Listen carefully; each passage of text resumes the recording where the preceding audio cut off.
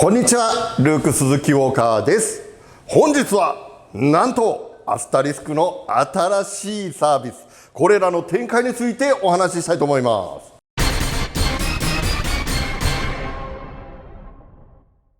皆さん RFID という言葉ご存知でしょうか。この前アパレル業界の超大手であるワールド様、この RFID 我々のリーダーが採用されたっていうニュースリリース流しましたね。アパレル業界ではこういう IC タグを取り付けた運用、もう本当に普通になってきているんですね。ユニクロ、GU などで体験されたこともあるかと思います。カゴごと買い物をたくさんしていってポンって置く、読み取りってしたら一瞬でこの中を読み取ってしまう、この感動を味わわれたことがある方はたくさんおられるんではないでしょうか。アスタリスクはこの感動をスーパーマーケットで実施してまいります。スーパーマーケット、そんなことできるのとおっしゃる方もおられるかと思います。実際ね、アメリカのウォルマート、これ超巨大なそのスーパーマーケットグループですよ。で、このウォルマートでも実際各メーカーに RFID をつけたものを納品しなさいっていうのをやり始めていっています。まだ食料品についてはまだですが、これからやられると言われています。熊本にあるロッキーさんというスーパーマーケット、こちらの方でもライフさんというシステム会社さんが RFID を貼り付けるっていう実証実験、これやられています。これ実証実験大会が終わって本格的にこれからやろうみたいな、そんなニュースも出てきたりしています。スーパーマーケットでもこういう IC タグを使った業務改革、実はこれからどんどん出ていきます。アスタリスクはその中でも読み取り技術、当社の得意な読み取り技術で皆さんをあっと言わせる、そういうサービスを展開していきたいと思っています。イメージしてくださいね。スーパーマーケットで大量の買い物をする、これをカゴごと置く、読み取り、ほらこの速度、一気に読み取ってしまう、すごく買い物が快適になるの、皆さんイメージしてもらえたでしょうか。違うパターンも考えています。カートです。皆さん買い物カート、これで買い物したりしますよね。その中に物を入れていく、これね、今でもバーコードがついているカート、セルフレジありますよね。こういったカート、これ僕あんまり好きじゃないんですね。一つずつ読んでいかないといけない。こういう食事を今日はしようと思ってもう食材を探して入れていってるのに、あれこの商品って読んだっけ読んでなかったっけ、これら気にするのってすごくしんどいですね。その点 RFID だと何も考えなくていい、考えずにどんどん入れていくだけ、勝手に IC タグをカートが読み取ってくれて、これはいくらっていうのが前のディスプレイに表示されちゃう。なんだったらそのまんまこの買い物をクレジットで決済してカゴごとマイバッグで持って帰るってすれば、レジなんかいらないわけですよね。レジに並ぶっていうそんな体感すらなかったりする、すごく便利な世界想像できたりしませんか。我々の読み取り技術、これら私たちはそこに絶対なる自信を持っています。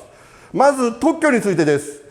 この読み取るのに我々はこの上向きの電波をコントロールするためのシールド部というのを開発しました。これらの特許ですね、かなり有効なんですね。電波が上向きにしか開口していないところに押し込めるので、カゴの中は読むけども横のものなんかは読むことがないという、こういう特許です。アメリカで見つけたんですが、前開きになっていて置きやすいっていう、そういう RFID の棚見つけました。そこにカゴごと置くっていうね。実はこういったものも我々特許として抑えていたりします。日本では我々しかこういったところも作ることができない。先ほど言ったカート、こういったところに関してもこのカートの中のシールド部で上向き方向に押し込める、こういったところの特許なんかも抑えています。今回我々がスーパーマーケットに展開するっていうことで、実はまだ特許申請中のものもありますが、我々新しい特許なんかもどんどん出しています。その中で我々としてはこういった読み取り技術で皆さんをあっと言わす、そういう世界を作っていきたいというふうに思っています。タグについてもですが、これら我々としては安価にできて貼りやすいっていうラベルの RFID タグですね、なんかも開発しちゃいました。これ簡単に言うと書き換えができないようなタグ、書き換え領域を制限しているから安くでできちゃいます。タグの単価をぐっと落とすことができちゃう。かつ書き換えしないのでカチャカチャカチャカチャと、例えばハンドラベラーみたいなもので簡単に貼っていくことができる。こういったところが我々のタグとしてのイメージとしてもやっていってる新しいところの領域になります。もちろんメーカーさんがタグをつけてくる、これが一番理想的です。メーカーがつけてくると物流から受け入れ検品、そういったところも含めて全て IC タグでできるので、実はお店にとってもかなり便利にはなります。ただですね、全部の商品をメーカーがつけてくる、これは多分無理です。お店で作るような惣菜もありますし、そういったところで言うとやはり簡単に貼ることができるこういったタグ、こういったものもかなり便利になる要素かなというふうに思っています。もちろんですね、すべての商品にタグが貼られるのが我々としてはベストだと思っています。ただ10円のお菓子に貼るのかというような質問、これよく受けるんですね。我々としては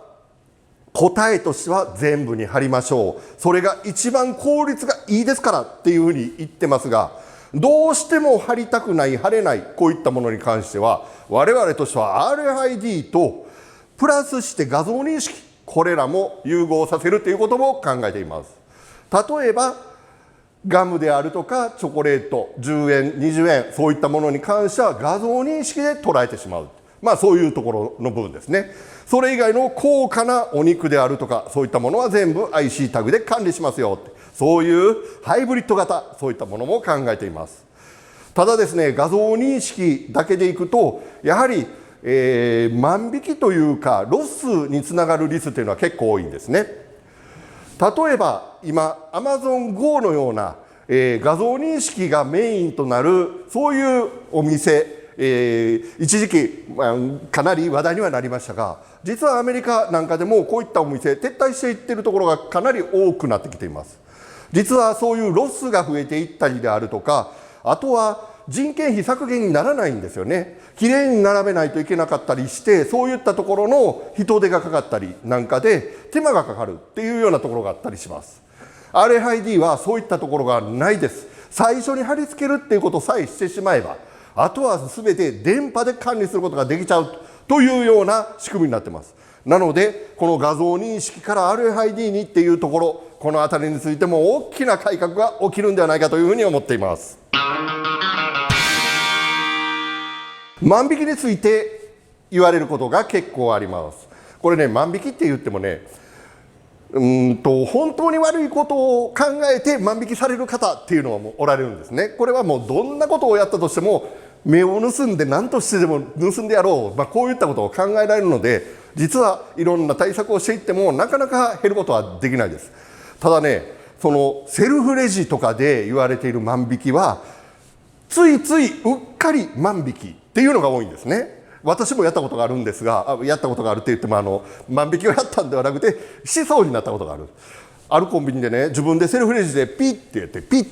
ピッ、さあ買い物しようと思った時に、あれ3点今読んだはずなのに2点しか読んでないっていうことで気づいたんで、ちゃんと読み直して支払いしました。でね、なんでかなっていうのを気になったんですが、分かったんですね。隣のレジでも、セルフレジでやられていて、同じタイミングでピッって隣のレジから聞こえたんを自分はそこで読んだんだって思ってしまったっていうね。こういうね、ついうっかり、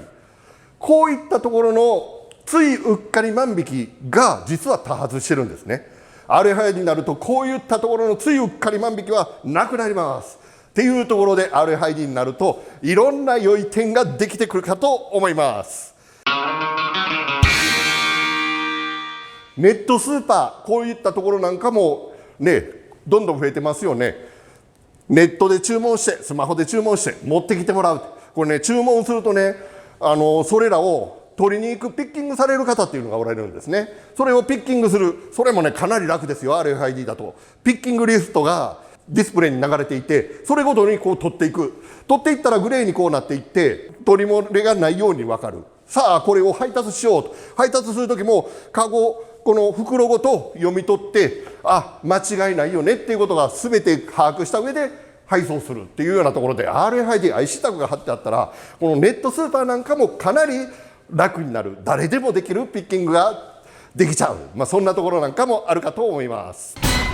はい、まとめです。これそろそろ賞味期限切れになりそうだな。ちょっと値引きしようか。取り除かないと。そんなところなんかもすぐに教えてくれる。これぐらい便利になっていくんですね。我々今具体的にスーパーマーケットさんともお話をし始めていっています。こういったところのね、業務改革、面白いことになりますよ。皆さんもぜひこういったところ応援をよろしくお願いします。以上、鈴木ウォーカーでした。